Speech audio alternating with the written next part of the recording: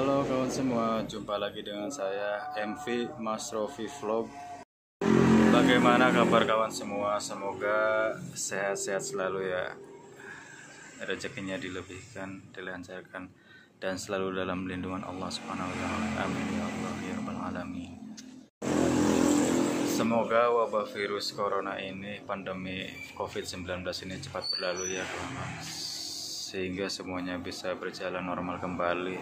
Segala aktivitas, semua jenis kegiatan bisa berjalan kembali seperti semula, seperti biasanya.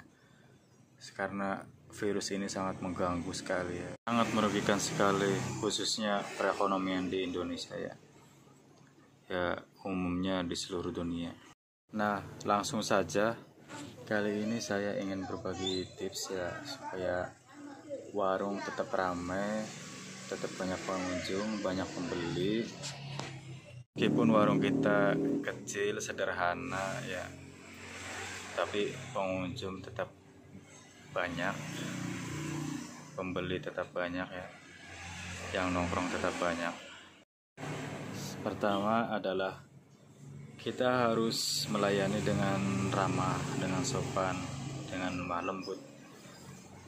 Terutama buat pembeli perempuan atau ibu-ibu ya, dan juga anak kecil.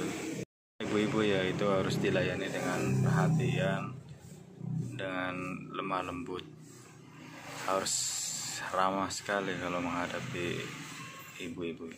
Jangan sampai kita punya perasaan kita lebih tinggi dari pengunjung atau pembeli itu sendiri. Karena pembeli itu raja ya, pembeli itu bos. Jadi jangan sampai kita merasa jadi bos di depan pengunjung itu. Ini adalah kita harus melayani pembeli itu dengan sopan, dengan ramah ya. Kecuali ya untuk pembeli yang suka ngutang dan sering mengabaikan utang itu sendiri. Kita harus tegas sama orang yang semacam ini. Jadi saya sungkan kalau melayani pembeli yang suka ngutang tapi nggak bayar. Ini benar-benar penghinaan buat warung saya. Kalau masalah amal itu beda lagi ya. Itu beda tempat. Kalau amal kan bisa disumbangkan ke masjid, bisa disumbangkan ke fakir miskin atau panti asuhan. Beda hal dengan orang yang masih mampu bekerja, badannya masih segar bugar, masih sehat, mampulah untuk bekerja, tapi menghutang, malas bayar, itu benar-benar penghinaan. Mungkin karena dianya saja yang punya niat jahat ke warung kita ya, alasannya aja menghutang, tapi setelah menghutang dia itu pindah ke warung lain. Kali butuh waktu berminggu-minggu untuk kembali ke warung kita, karena mungkin menurutnya itu menunggu agar si pemilik warung itu lupa kepada utangnya. Mungkin dia tidak sadar ya. Sebagian besar warung itu mencatat hutang-hutang setiap pelanggannya. Itu sih cuma curhat saya saja ya, untuk pelanggan yang suka menghutang tapi tidak membayar. Ya, hati-hati saja buat yang punya usaha warung. Hati-hati terhadap orang yang suka menghutang. Jangan terus diberi hutang kalau dia sering mengabaikan hutangnya itu sendiri. Intinya adalah yang pertama harus melayani pembeli dengan sopan, ramah, dan lemah lembut, kecuali untuk yang suka mengabaikan hutang.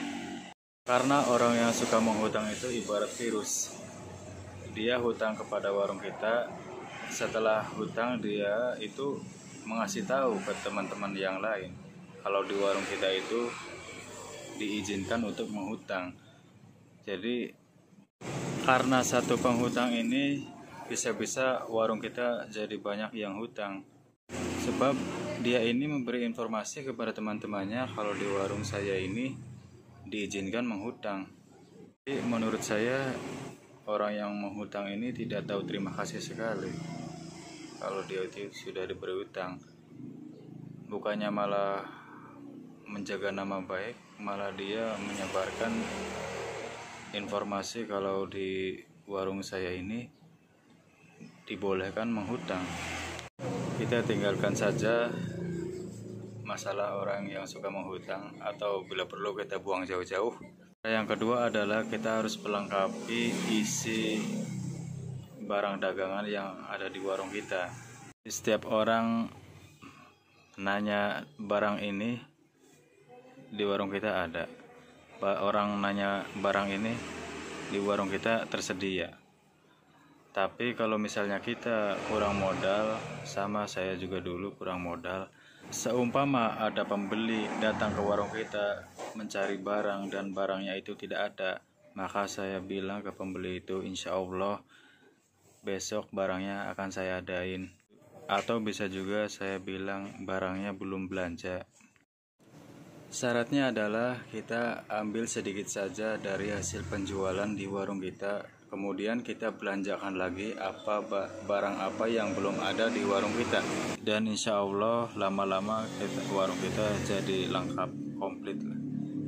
Semua apa yang dibutuhkan oleh customer itu ada.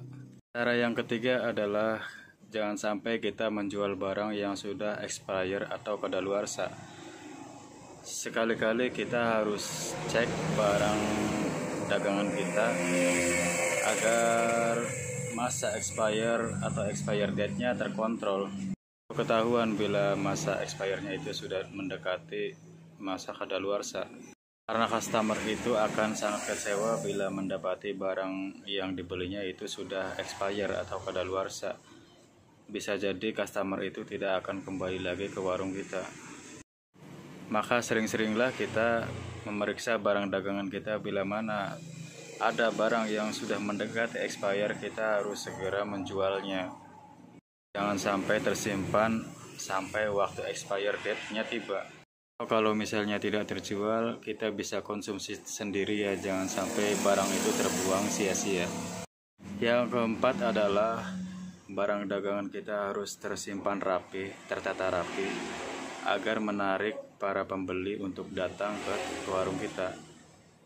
Itu akan senang melihat kalau barang dagangan kita itu tertata rapi, bagus, dan lengkap.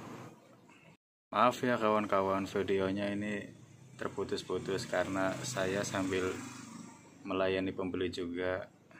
Selanjutnya adalah masalah harga.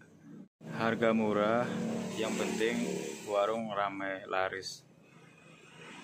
Jadi kita harus berani banting harga dibandingkan dengan toko-toko lain atau warung-warung yang lain.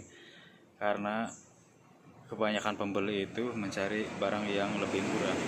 Kalau misalnya barang dagangan kita lebih murah, insya Allah banyak pembeli yang datang ke warung kita. Itu saja dulu tips cara agar warung kita tetap ramai, banyak pembeli. Kalau misalnya ada kesempatan kita lanjut lagi. Oke, terima kasih. Assalamualaikum warahmatullahi wabarakatuh.